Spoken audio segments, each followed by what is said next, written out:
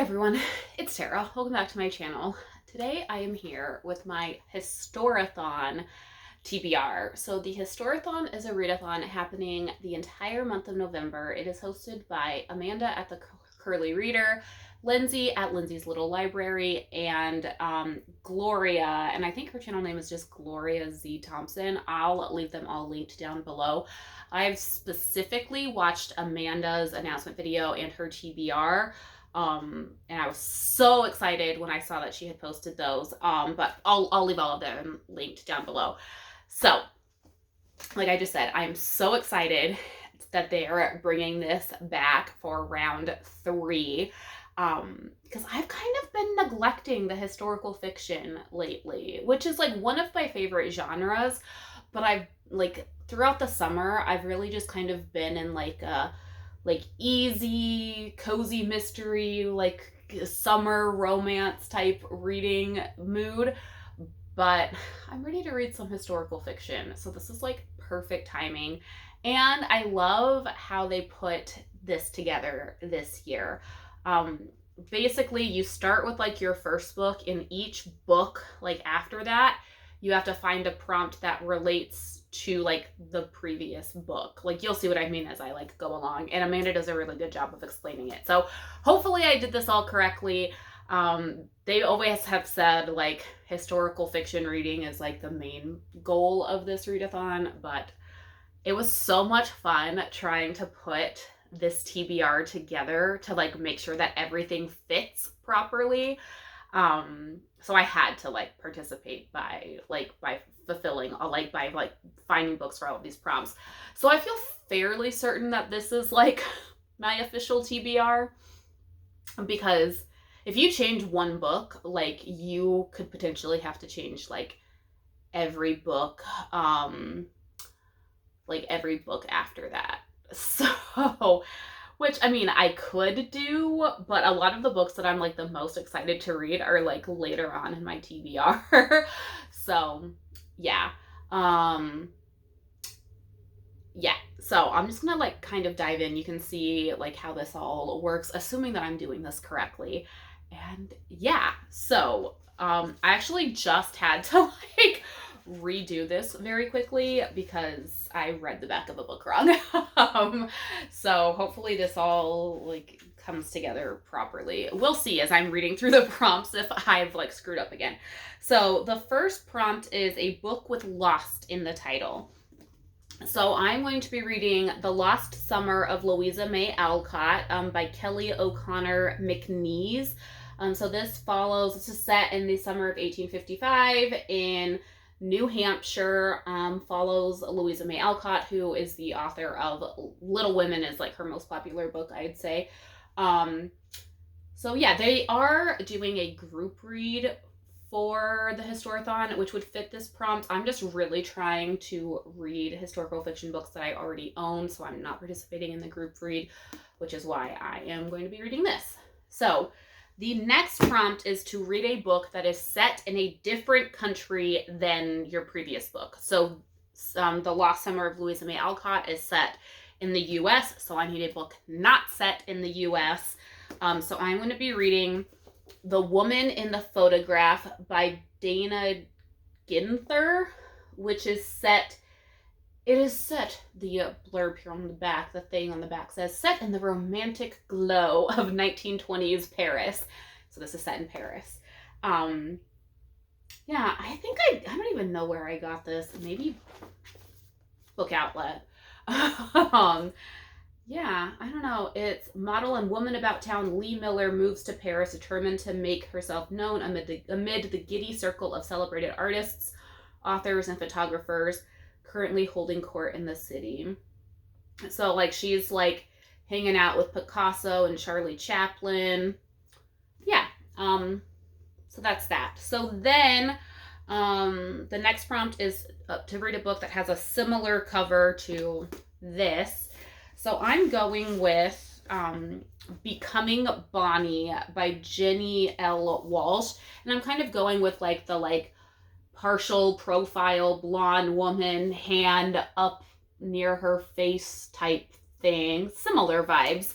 So this is about Bonnie and Clyde, the crash of the century when Bonnie met Clyde.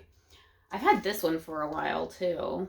I thought I got this from Book Outlet, but I don't know. This is summer of 1927. Bonnie Parker. You know, we all know Bonnie and Clyde, at least a little bit. So, yeah.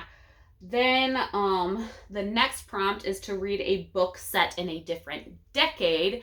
So this is set in 1927. So my next book is going to be I Must Betray You by Ruta Sepetys, which is set in 1989. And I can't believe I haven't read this yet. This came out in, I want to say February, and I still haven't read it. And I devour Ruta Sepetys books. They're like very readable. Like a lot of it is because like the chapters are like really short, so you're just like, oh, one more chapter until you're like done with the book. So this is Romania, 1989. Communist regimes are crumbling across Europe. Yeah. A historical thriller that examines the little-known history of a nation defined by silence, pain, and the unwavering conviction of the human spirit. So then the next prompt is a book written by an author whose last name starts with the same letter as this one. So I need a book that the author's last name starts with an S. So for that, I am reading The Age of Light by Whitney Sharer, which is, okay, apparently I'm just like hanging out in the 20s throughout this readathon. Tells a story of Vogue model turned renowned photographer Lee Miller, set in, it goes from the 1920s like through World War II, told in interweaving timelines. So yeah. Then the next prompt is to read a book with fewer pages than the book previous. So The Age of Light has, let me make sure this is the actual book. Yeah, this is the epilogue. So 367 pages in The Age of Light. So I am going to read The Vanishing Half by Britt Bennett, which I'm pretty sure was the book of the month, book of the year book in 2020. This has 343 pages. So barely more, or barely less, but we're there. Which this follows two sisters growing up. It's from the 1950s to the 1990s, following two sisters, and one sister is like black and the other, like they're both black, but one sister is white passing. You kind of follow their, I guess, family story. So I'll be reading that. Then the next prompt is to read a book with a protagonist that's a different race than this book. So the main protagonists in this are black. So I kind of took an easy route here, and I am going with a white main protagonist. This is The Subway Girls by Susie Orman Schnall. And this is set in 1949 New York City.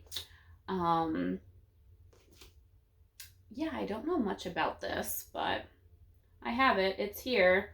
Charlotte's dream of a career in advertising is shattered when her father demands help with the family business.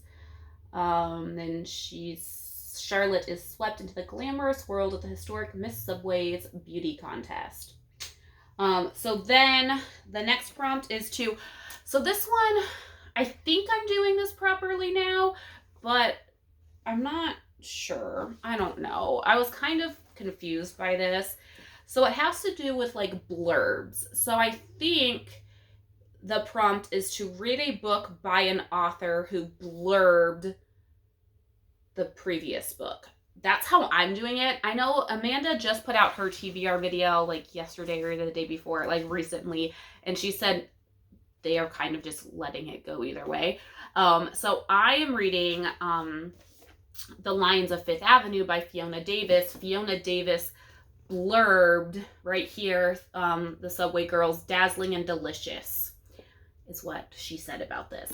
So I will be reading The Lions of Fifth Avenue by Fiona Davis, which this is 1913 New York Public Library, and then 80 years later in 1993. I really liked The Dollhouse by her. Really enjoyed that. I have a few of her other books, and I love, like, I've been wanting to read this because it's about the New York Public Library. So yeah, I had to fit this in somehow, so that's how I did it. So that's how I'm doing this prompt. It might be the wrong way, it might be like backwards, but I'm keeping it that way because theoretically I could switch it. But the last prompt, the book that I chose, is another book I've really wanted to read, and so I need this to be the second to last book. So the last prompt is to read a book with the same number of letters in the title. So this book, and I've like quadruple counted the amount of letters in this. This book has 21 letters in the title. So I will be reading A Bridge Across the Ocean by Susan Meisner, which also has 21 letters in the title. Again, I like quadruple counted this because I really want to read this. I don't think I've read Susan Meisner yet, somehow. I don't know how I have gotten this far in my life without reading Susan Meisner, and so I need to read her. And so so the two books that I'm the most excited about reading are literally the last two books on my TBR, and you have to read the books in order. So it's only 9 books though, and I know that a lot of these are available via audio. So I should be able to do it because I've been reading 9 books a month almost all year. So anyways, that is my Historathon TBR. I'm so excited about this. I'm so excited to get some historical fiction reading done. Like I said, it's one of my favorite, it's one of my favorite genres.